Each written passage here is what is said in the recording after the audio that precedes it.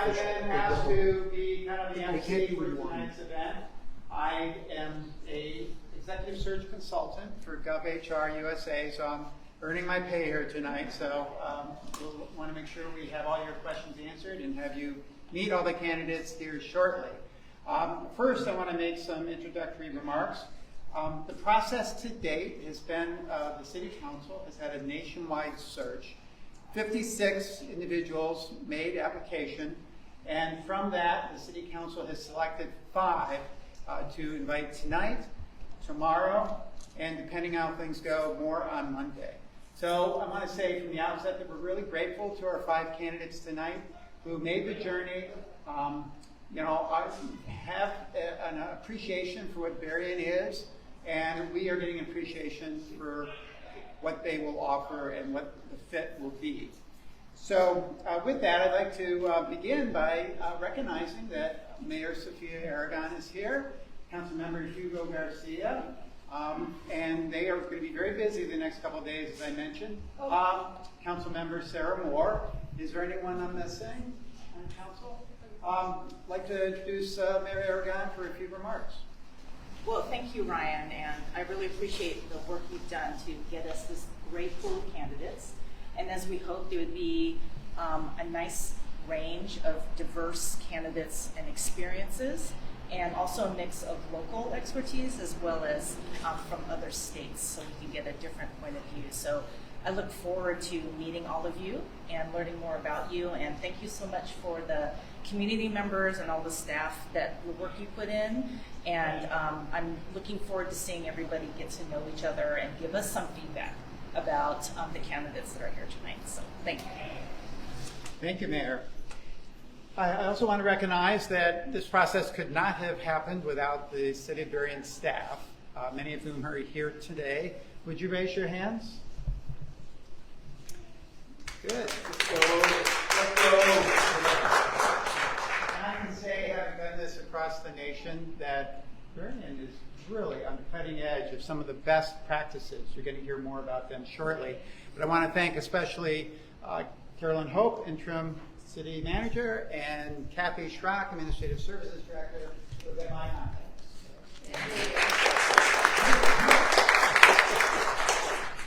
So we would like to have a lot of your feedback tonight, but it begins with an introduction of the candidates, and that'll happen in just a minute. Each one will have about 5 minutes to come up here and give us a little bit about their bio.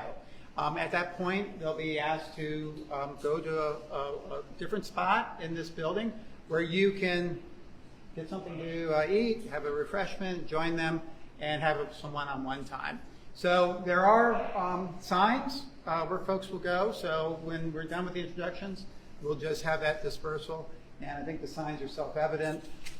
There's one individual behind this wall, and then over on the far wall to my left. When and afterwards, and any time through the process, you're welcome to use this QR code. I tried it. It works. Even I can do it to make your comments known. Or you can use conventional means, I think I can say, that you might be accustomed to let the public officials know your thoughts and your suggestions. The process will begin again tomorrow. Well, this will go until around 8:30 tonight. The process will begin again tomorrow with interviews at 8:15 until 11:30 a.m. is the last one that begins in City Hall, ground floor. And then, depending on the results, the council may invite 1, 2, or 3, I don't know, it's up to you, folks back for a second interview. And that will be on Monday, starting at 8 a.m. and concluding no later, starting at 4:15 p.m. and concluding no later than 7:45 p.m. So those are public meetings. Everyone's welcome. And feel free to either Zoom in or attend in person as you like. So with that, I'd like to introduce in reverse alphabetical order for 5 minutes each, Martin Yamamoto. Martin comes to us as the interim city manager of Mill Creek, Washington. And Martin was hired there initially as the deputy city manager. So Martin, the floor is yours. Oh, great, thank you. Welcome. Thank you everyone for being here. Martin Yamamoto, I'll start off a little bit about me, kind of how I got here, and a little bit of history. Originally from Eastern Washington, Richland, Tri-Cities. Grew up, born and raised there. Lived there, but I farmed in Eastern Washington near Moses Lake in my childhood, so I have a lot of farming in my family. Came up in '84, attended Seattle University, undergraduate, accounting from Seattle University, and then later on I got my MBA at Seattle University as well in 2005. What brought me up to Seattle is relatives. I had a lot of family up here, living up here, and so it's important for me to be closer to a lot of family who moved up here. Took on a number of roles over my career, crossing the private sector, municipalities, mainly the city of Seattle and now the city of Mill Creek. So I have experience in both small government and in large organization across the city. It's probably 20,000 plus employees there. Did some consulting, had a small business, so pretty breadth of experience that I potentially bring to the city of Burien. Also want to thank the city of Burien for putting this on. It's a great opportunity to be here. Privileged to make it this far. I know it was a competitive pool. Congratulate the colleagues also that have made it this far, and as we move forward. One of my big things about city management is customer focus. So it gives you an idea of kind of my philosophy on how to manage a small municipality. I've always taken a business approach, kind of a combined approach that involves both government management and also looking at it from a business perspective. So I'm big on process and workflow, and that's really kind of been the things that kind of kept me moving forward and confident as I go through not only this process, but in my career, improving businesses and improving just processes across all types of different organizations. So I'm looking forward to talking with many of you. And so thanks again, Mayor, thank you for being here. It was unexpected, and council members, thank you for being here as well. So, thank you. Thank you, Mark. A short programming note. I want to make sure everyone knows that we have a Spanish interpreter with us tonight. We're grateful for that. Would you just introduce yourself briefly, your name? My name is Ricardo Olin, Spanish interpreter. Okay, thank you. Next is we have Andrea Snyder. Andrea is the Deputy City Administrator of the City of Issaquah. Hi everybody, good evening. I'm Andrea Snyder, and I am really excited to be back here in Burien. I, in the past, served as the city's Economic Development Manager, and for a couple of years, so it's great to be back here today with you. I love Burien, and as I said, I'm really excited to see you all here tonight.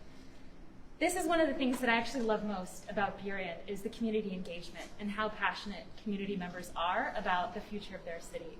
So thank you all for coming out on a gloomy weekday night and being here to guide the future of your city. And I know that there's a bunch of city staff who are here as well in your off hours. Thank you so much to the city staff. For those of you who don't know me, I have dedicated my life to public service on a local level. For most of my career, I have worked with diverse populations, from my time in a small village in Niger, West Africa, through the Peace Corps, to working with people with developmental and cognitive disabilities. Also, when I worked in Seattle with businesses in the Southeast Seattle, Rainier Valley area on how to prevent displacement from the effects of gentrification and redevelopment. I graduated from the UW, go Dogs, and with my master's in public administration, and started off my local government career working in the city manager's office in Kirkland. And then I went to Metro Transit for several years, working in neighborhoods like Rainier Beach, Othello, Renton, Kent, and others to educate residents on their transportation options. I then went to Issaquah to serve as their economic development manager, and I started their business expansion and retention program there. And one of the great privileges of that program was that I was able to work with Costco. They have their world headquarters in Issaquah, and at the time they were considering leaving Issaquah, and I was able to work with them to not only get them to stay, but to expand their headquarters from 4,500 employees to 9,000 employees. I also had the pleasure of working with the Downtown Association in Issaquah and the Chamber of Commerce, where we worked on downtown beautification together, small business supports, and tourism promotions. Then I came to Burien and worked with staff here and worked with the BEDP, the Business Economic Development Partnership. And I worked very hard to attract a hotel with a reputable developer into downtown Burien. And we got the closest we've ever gotten to getting a hotel built here. But sadly, market forces kind of pulled the rug out from underneath of us. And that is a pain I still feel very much today. Chris Craig knows I'm looking at him. We were successful, however, in getting the federal government to declare opportunity zones. And opportunity zones provide significant incentives for investment in commercial areas across the city of Burien.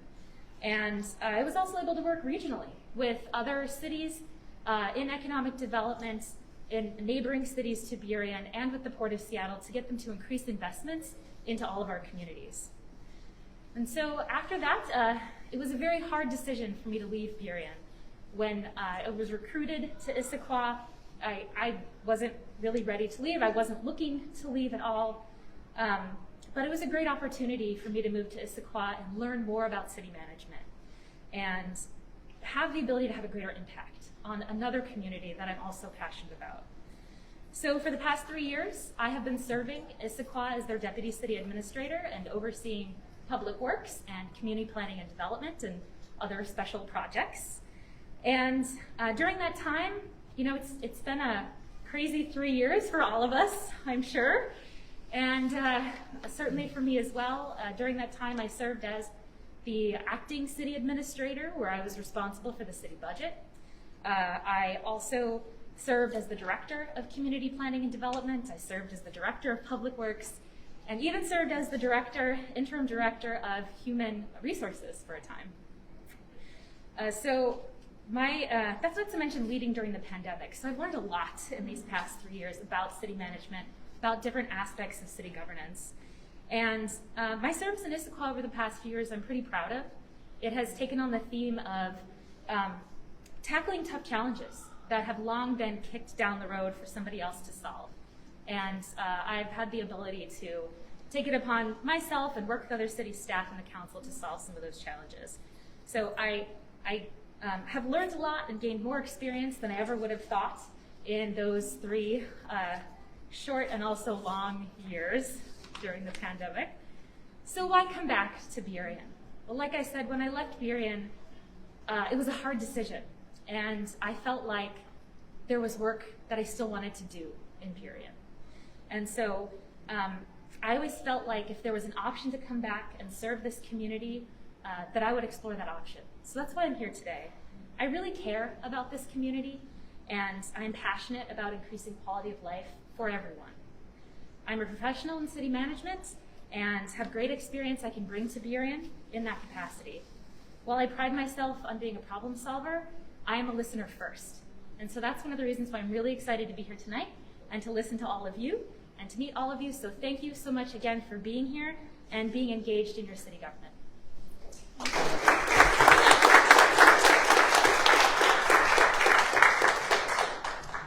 Thank you. Now I'd like to introduce Gerald Smith, who was most recently city manager of Creedmoor, North Carolina. Gerald. Thank you. And thank you, Mayor and members of the council for being here, and thank you for the opportunity to be here and to compete for this position. My name is Gerald Smith. I've been in the city management profession for, I don't even want to say anymore. I've enjoyed doing what I've been doing for well over 25 years. I started in this profession during a period of time when there was a lot of change in government. I came out of graduate school. First of all, let me take a little step back. I'm a product of social services. I grew up as a ward of the state in the state of Missouri. I basically was raised by Catholic nuns. I had a lot of lows in my life in terms of surviving and finding a pathway forward. I often tell people I'm the 12th of 14 children, and so on. But when I was born, our family was separated and disbanded. So I was an institutionalized child, and so on. But I survived. And along that journey, I found a pathway forward that allowed me to explore the country. When I decided to go to college, when I graduated from high school, even though I was told I wasn't going to graduate from high school, I defeated that and graduated from high school and decided to go to college. Even though I was told I'd probably never graduate from college, I did manage to graduate from college. It took me a little longer than I expected because I spent a period of time working for Amtrak. So I was a train attendant, and I used to travel all over the country. And part of my route was to come to Seattle, come to Portland. And before I got married, I told at that time, my fiance that we're going to move to Seattle. We're going to raise our family in Seattle. And so she got her college degree, and I didn't. And it pains me to say that I was jealous. And so I decided to go back and get my degree. But I continued to work for Amtrak 6 months out of the year and go to school 6 months out of the year. After I graduated with my undergrad, I got a fellowship to go to graduate school. And I was introduced, or prior to that, I was introduced to urban management. And that's how I got into the profession. And so I went to college in the Chicago metro area, went to graduate school there as well, and worked in what are considered Gold Coast communities, very affluent communities. This from a kid that grew up with less than gold. And had an opportunity to learn government from high performance-based organizations.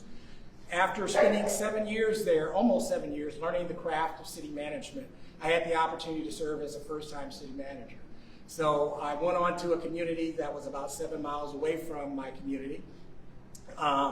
Realized that, wow, it's one thing to have all of these skills, it's another thing to convince people to see the value in the skills you bring to their organization. So it's easier, that old saying, easier to take a horse to water, it's another thing to get it to drink it. And so in this case, it was clear to me that, well, let's just do this for the family. Let's just find the right communities to go into.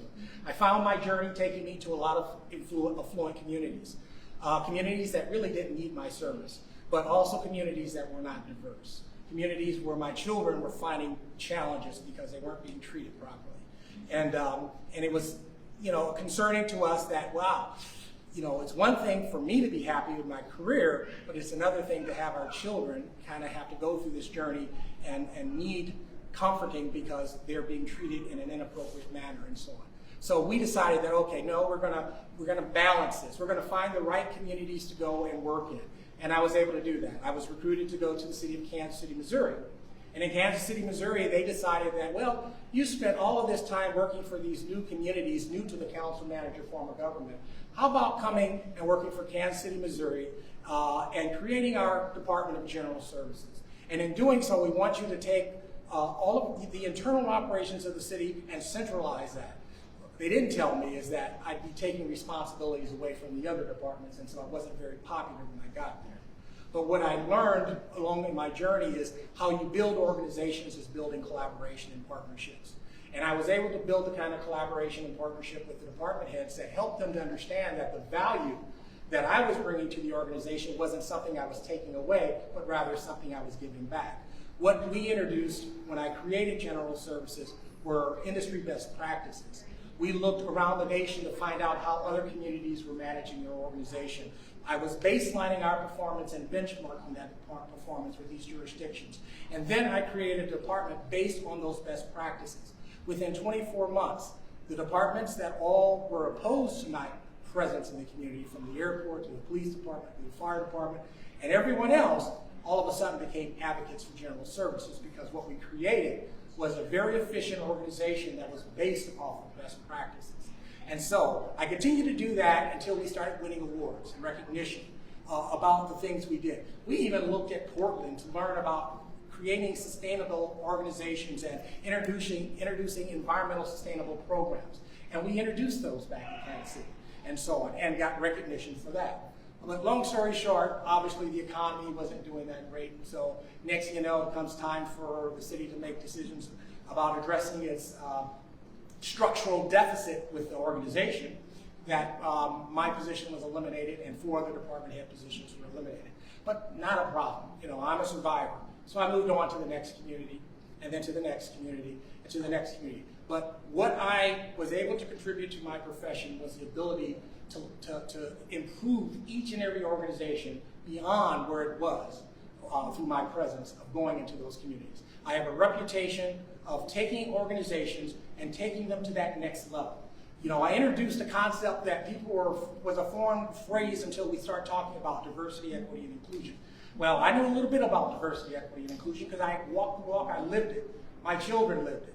And when I found myself working in these predominantly white communities, they were wanting to promote diversity, equity, and inclusion, but didn't know where to start. Well, I figured, well, let me share my story. Started writing articles, sharing information, working with students at the high school to go out and rally and to have gatherings and to speak about what it meant. But oftentimes, people lose the mark. When you talk about diversity, equity, and inclusion, they think it's a conversation. It's more than a conversation. It's a change. It's a cultural change. Because it's more than just having this conversation. It's about how do you do it in your organization? How do you affect emotional intelligence and bring emotional intelligence within an organization that says you have to learn how to work beside people who are different than you. You have to learn how to incorporate them into the dialogue, into the conversation. And when you learn how to do that, that's when you embrace them into your community.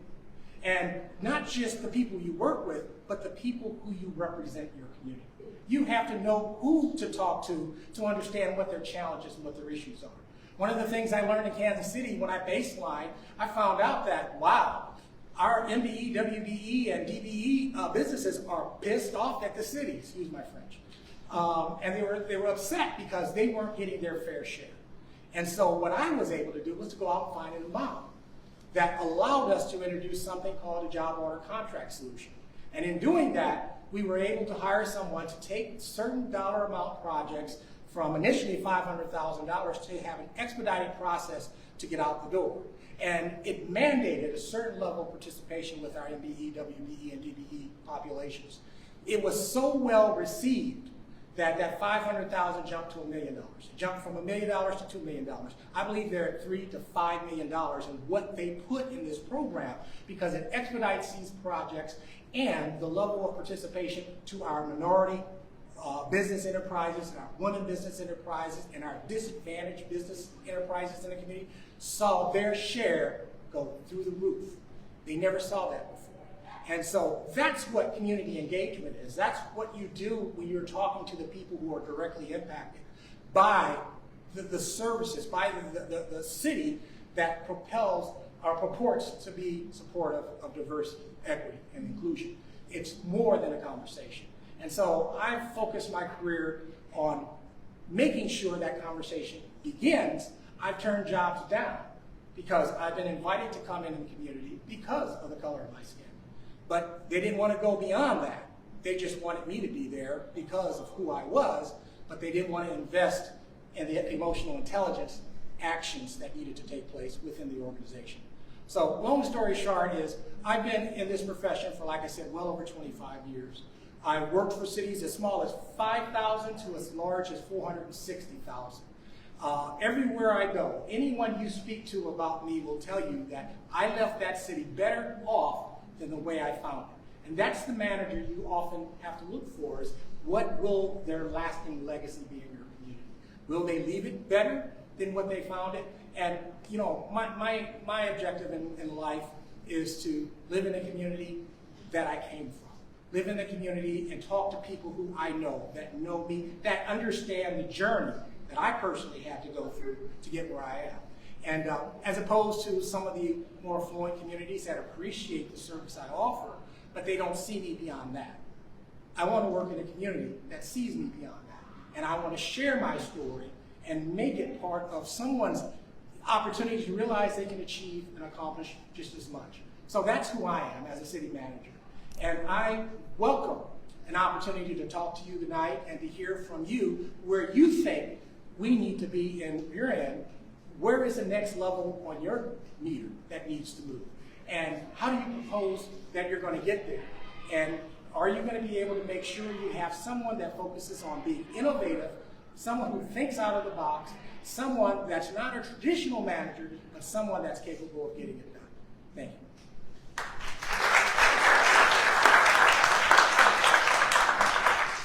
Thank you, Gerald. And next with us is Fritz Naratsian. And Fritz comes to us as the Executive Director of the Department of Veterans Affairs in the Seattle Regional Office. Fritz. Oh, welcome everyone to the Burien Community Center on this lovely spring day. Prince Naravatnasingham, longest last name here, I'm sure, of Sri Lankan descent. And I just wanted to let you know, first of all, how honored I am to be here. And this is one of the most incredible journeys. And thank you, Mayor and council members, for being here. I moved to this area, the Burien area. Actually live in Normandy Park, but do a lot of my community engagement here in Burien as a family. I have 4 children and fell in love with this area, and that was my draw for the city manager position. I have seen so much growth in Burien, and I wanted to be part of moving Burien forward, and that was my interest. What I bring to the job is 15 years of executive experience in the federal government, where there are a lot of, I see, transferable skills that can help Burien move forward. One of the things that I would assert is one of the most important qualities of a city manager is someone who can build coalitions, bring strategic partnerships partners together in collaborative approaches so that we can maximize outcomes. So one thing I'd like to share about myself is I am above and beyond anything else, a servant leader, someone who wants to make sure that the people who I work for and all the people I'm entrusted to work with are given the support that they need in order to maximize the outcomes that we all need to achieve.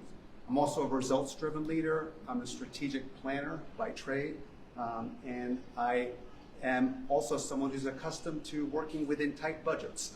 And in these day and ages, we have to be fiscally responsible and we have to make hard choices. And that's something that I've made throughout my career as a leader in the federal government. And those are skill sets that will equip me well to make sure that as a city manager, I move Burien forward to make sure that we are achieving the outcomes for the residents of Burien. One area that I'd like to reflect upon in my career is I was part of one of the most overarching major transformations involving the integration of people, process, technology changes that resulted in probably one of the biggest in the last 10 years changes in the federal government and how we deliver services to veterans. Literally taking a process that hadn't changed since World War II and making it work for veterans by giving them the choice to be able to get the benefits and services that they need. As a result of my leadership in that area, I have been consistently, I rank as a top executive in the federal government. And those results are something that I will be able to leverage as a city manager to move Burien forward. It's my love of Burien that is driving me. I'm honored and extremely humbled by the ability to have served veterans in my capacity as the executive director of the Seattle VA Regional Office. But it is my love for Burien, the community that I call home, that has driven me to apply for this position and I'm honored to be considered as one of the finalists for the city manager position. And the strategic thinking, the strategic planning part is critical. We're looking at the Burien strategic plan. I see there's opportunities for us to move forward and take community input to make sure that as a city manager working with the council, helping to implement the policy, that we can make sure that Burien is positioned to thrive as a community. There's so many opportunities around us. So I do a lot of work in SeaTac, Des Moines, Normandy Park, Burien, and am very well versed in these communities. As I was touring Burien today, I said, oh yeah, my kids go to that park, and we go there. So the terrain is very familiar to me, and I'm excited about being part of that future. So that's why I'm a candidate for this position. I'd love to talk to you about what I could offer, but above and beyond it, I will just leave this with you. I'm a results-driven leader who is here to work for all of you, for the council, and for all of you who are the residents of Burien. Thank you very much.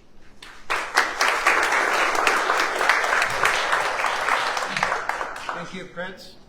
And our next is Adolfo Bailon. Adolfo is most recently town manager of Randolph, Vermont. Welcome. Thank you all very much for having me here today. Thank you very much to the council and the mayor, to you, Ryan. My name is Adolfo Bailon, originally from Los Angeles, California. I hope you all don't hold that against me. But I'm the youngest of five, 4 older sisters. My sisters will tell you that they looked out for me and that I had an easy life, that I was spoiled. I have a different perspective. Being the youngest, I feel like I was tortured from time to time, but that's a different story for a different time. So my entire life, I've known that my colleagues or my fellow candidates wanted to be in public service. I remember the first time I saw someone on television, it was President George Bush 41, who was giving a speech on television, and I was very young at the time, and I thought, who is this person? Why is he on television, and why is he on there, and why are people watching? My sister, one of my oldest sisters, told me why the person was on television and why he was speaking to us. And it was then that I really caught the bug of, this person is being listened to because he has the information that he's sharing to everyone, regardless of politics. It was just somebody who, as their position, was looking to lead people, inform them, and really push things forward. And that's when I caught the bug for public service. It was that moment where I knew that there were people who were working towards bettering society, at the very least conveying information, and working to make government a better place for us all. So from that point going forward, I really focused on municipal management, on government in general. I ran for student body president when I was an undergrad, lost, but that was fine. From every loss, you really learn a lot of thinking about yourself. And one of the things I learned was if you really run a good race, you can be proud of yourself. You got the information out, and you tell people what they need to know versus what they want to hear. To me, that's very important, and those are lessons that have been reinforced throughout my entire life, is making sure that people have the best available information so that they can make the best possible decision for themselves and just for the community as a whole. So it's kind of been one of my leading mantras, is just get the information out, make sure everyone has the best available information.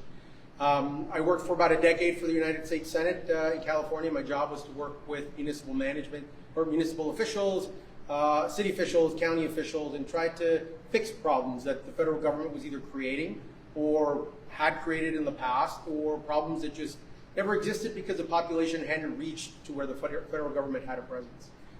So in the course of that decade, I really developed a passion for municipal management.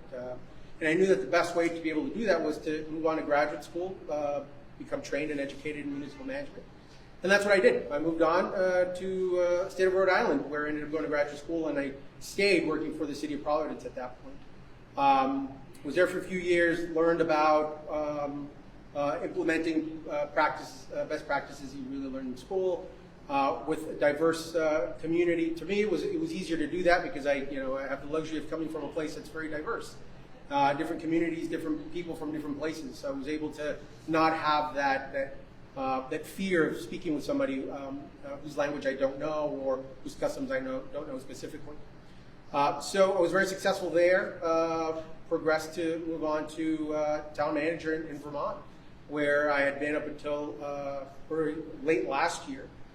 And it was fine. I really enjoyed working there. I was learning from, like the mayor mentioned earlier, learning about different perspectives, different places. A kid from the inner city living in rural central Vermont. You know, that's not probably what most kids think when they're growing up in the inner cities. I want to move to the furthest, most rural place where you can, you know, sugar and make maple syrup. Like, it's just not something that you think about. But for someone like me, that was great because I got to learn about different people, different cultures, different ways of doing things. And even in a city like Burien, there are different neighborhoods, different people, different ways of communicating with one another. And what is acceptable in one of the neighborhoods in the city may not be looked on very kindly in a different part of the city. So I think my collective experiences through life and my willingness to work with people who have varying opinions and differences of opinion have made me very successful as a municipal manager. We all probably have instances in life where you realize that's where I learned to be this way, or it was this lesson in life that taught me to be accepting of others or something else. One of the things that I can point to early on, and it's something that my 4 older sisters all tell me, stop telling people about because it's pathetic. And that lesson is that when I was in high school, I ended up becoming the prom king for my class. I was a prom king. And here I am, a 44-year-old man, telling other adults that I was a prom king. It's a little pathetic on some level.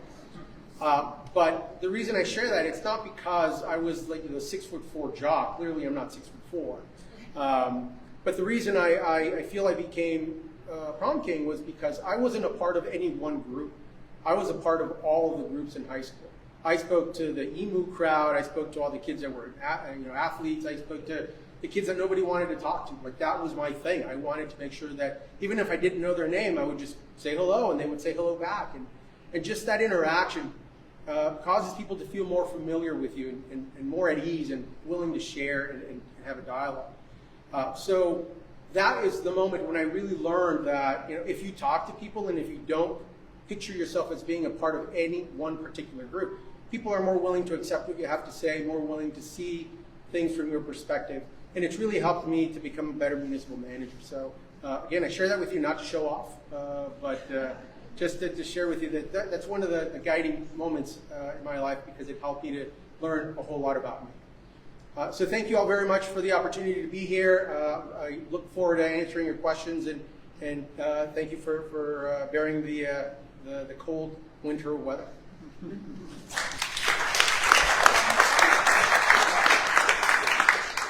Thank you, Adolfo. We're now going to ask the candidates to move into a place where you can have a more conversation with them.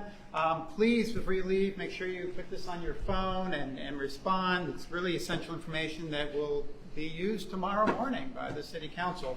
There are hard copies available. See a staff member who can in the front table. And when you go on this website, there's also all the information on the resumes for a deeper dive. Any questions? Any additional thoughts, Mayor? Enjoy. What do you think is the most important issue that Burienites face right now? You know, on the surface, there are a handful of things, not just one. One of the things is ensuring the safety of the community. I think it's important that we ensure that the police, the contracted services that you have, are working well with the Human Services Department. I think that's a huge priority from what I learned from the staff. And I want to thank the staff, the groups, the 9 employees that the directors and the managers that I rode along with today. It was a great opportunity to learn about what the City of Burien's priorities are. It is human services and policing, navigation team. Those types of incidental services are really critical to the city at this point. Another piece is economic development and community planning. Those two are critical moving forward. You can't just work on one project at a time. You have to multitask to build that comp plan, plan for long-term planning. Make sure that you have the resources as well. Another big thing is the public works facility. In order to build those level of services, to set that standard in the community as one of the best cities in the area, you have to have efficient workflows. And to provide those basic services across public works and surface water, you need to have a facility that's locally, geographically located in an area where they can access and deliver those services, whether it's pavement preservation, simply cutting and pruning trees, filling potholes, sinkholes, addressing any type of city needs, whether it's street sweeping and so forth. Right now, those facilities are spread across the city. One of the priorities is to find a facility where the maintenance workers and those teams can efficiently get to those quickly. The only way that all these are going to be solved is by addressing our capacity across the city of Burien. And so my focus is I take a business perspective from municipal government, and I think it's a hybrid approach to managing local government. And so to support all the things that I just mentioned, it's critical that we assess capacity and we build additional resources in terms of employees to help support those core services that support the economic development and community planning that we need. Okay, great. Yeah, thank you. Another question. Go ahead. With nobody else here yet. Yeah, thanks. What are you most proud of in your career? And how something that might translate to being the Burien City Manager? I'll go most recently. The city of Mill Creek was in a position of low morale, low cultural aspect, and there was a lack of staffing within the city. What I've done since my appointment by City Council, which was 6-0, 1 abstained, is I've started rebuilding the city of Mill Creek. And I focus on those core services that I spoke about just a little bit ago. I'm very practical in the approach that I take, but at the same time I understand the human services need of the city of Burien as well. But in Mill Creek, what I've done is I've taken my experience in understanding detail and making those larger decisions for the city that is currently working and moving the city forward in the right direction. So morale's increasing, the culture is improving. I've built a strong staff and leadership team around me, and that's really one of the keys to success, is making sure that you have the qualified resources to move things forward. That's really the biggest success factor for me at this point. Prior to that, I was with the Seattle Police Department for off and on 2 times for about 15, 16 years, with the city of Seattle for a total of 18. So I have experience across a large municipality and also local government from a very, very small scale. And I can tell you that they're completely different in how you manage business and services. So what I do is I bring my experience in private industry and consulting, as well as mostly in municipal government, to the city of Burien. Well, the number one issue, and being from outside of the area, I would assume that you're in the process of going through change. Change with new leadership, and the question is what is the brand of leadership the elected officials are looking for? Me, I bring a unique brand of municipal management to the organization, and that's based on being innovative and being collaborative and participative, reaching out to the community, hearing from the community, getting a clear understanding what the community may be asking for, and then developing strategies to address that. The city is in the process of going through its comprehensive master plan update, and that should provide a lot of great information to the community in terms of what the community is asking for and what its needs are. Once that plan is developed, then my job is to basically use that as a Bible in terms of working towards meeting those goals and objectives based on how the board prioritizes those objectives and so on. So I leave that up to the board to decide what the priorities are. For me, once I understand what that is, then I will help to navigate the community in that direction and work with staff to make sure we're all in lockstep moving in that direction. Okay, great. And why should you be the choice for city manager? Well, I think given my greater than 20 years in the city management profession, working for communities, as I mentioned, from 5,000 in population to 460,000. I've seen it up close, and I've seen it at very high levels.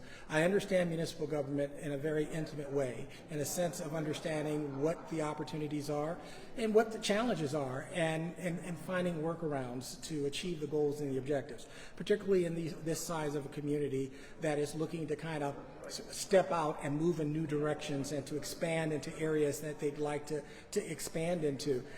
For me, as I mentioned, I am an innovator, and I'm willing to go outside of my comfort zone to find out how we can achieve those goals and objectives, and what will it take. And for those things that are achievable, I will definitely share with the board that these are the things that we have to do, and what resources are they willing to put behind it to accomplish and achieve those goals. Okay, great. Thank you so much. Sure thing. Well, I'll start with the latter question first. I think addressing issues really is goes hand in hand when working with the council. The council are the folks who are just elected by the people, and they're the ones who are held responsible to the people. And so I feel that the managers, it's less about the manager setting the agenda and more about working with the council to advise them on setting an agenda, and then working on their behalf to implement the agenda. So I want to be clear with that's just my style of management is that I'm not the person making the decisions. Unless it comes to HR and personnel issues, then I'm the person making the decisions. Biggest issue is Burien is well positioned to grow, and it has been growing. Population's growing, but with that growth comes other issues. It comes with issues of redevelopment. It comes with issues of population growth. It comes with issues, unfortunate issues like homelessness and just disparity in wealth. Some people become more wealthy, some become less. And so it's making sure that as decisions and programs and things are moving forward, that at the very least the city makes an attempt to seek input from everyone. You know, we can't knock on people's doors, grab them by, the shirt collar and say, we have a meeting, you need to be there to give us your opinion. But we need to make sure that notice is sent out so that folks can participate either remotely or attend a meeting or submit comments in writing with their address so that we know that they are residents of the city and receive their input, because ultimately it is the city of the people, and they should have a voice. With that said, there is also working with the council to understand all the comments that have been made by the city and the city residents, and then leaving it to the council to make a decision on moving forward, because a decision has to be made, and sometimes not making a decision, it's not a decision at all. Fighting growth just because we don't want it, but it's happening anyways because of property rights and other issues similar to that. Decisions have to be made, best advised decisions, and so I think the biggest challenge is growth and making sure that people have a voice on the growth as opposed to just ignoring it and hoping that it goes away, because it's not going to. I know that there are a lot of people really concerned with public safety, homelessness, mental health, and addressing those needs and services. I think that behind all of that, the biggest problem is really Burien's financial sustainability as a city organization, because you need resources to be able to solve some of these challenges. And so I think that's one of the challenges, because there's a lot of needs, and we need resources to be able to resolve those needs. Your second part of the question, I'm sorry? As city manager, how would you address it? Yeah. So I would work with the city council and with the community and our finance department to figure out how can we ensure that Burien is more financially sustainable so that we can meet all of these other needs in Burien. And so I know that there's a concern about the fiscal cliff in 2026, where expenditures will surpass the revenues that we get in as a city. And so that's coming up. We need to figure out how do we combat that without significantly decreasing services in Burien, and how can we make sure to still meet those challenges. And so I know that the finance department is taking a look at this with this budget cycle. I think part of this we need to address in the strategic planning process. That's also coming up. And so I would be working with council and other city staff and certainly the community to figure out how do we become more financially sustainable so that we can then solve some of these other challenges. Okay, great, thank you. I think the top issue is crime, and I think we need to have a safe community, and part of that is, as I was just addressing the residents who are here asking me questions, is being sympathetic and empathetic to those who are in need, and bringing the resources to help those who are in need, getting helping them get into housing. Some of it might be connecting dots between what's available at the county or federal level. But at the root of it is making sure we have a safe community, because that's what's going to help Burien continue to thrive. I love the diversity. I'm diverse. I'm Sri Lankan, of Sri Lankan descent, so that's another thing that draws me to Burien. So a diverse, thriving community that's a safe community where people can feel like, this is where we want to raise families. This is where we want to invest in businesses.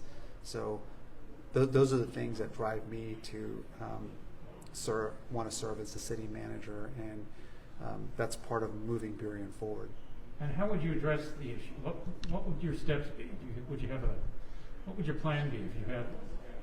Well, I think one of the things is I would want to hear the approaches from the city, the staff that I work with, and help support them and listen very carefully to ideas that they may have about some of these issues, and then work on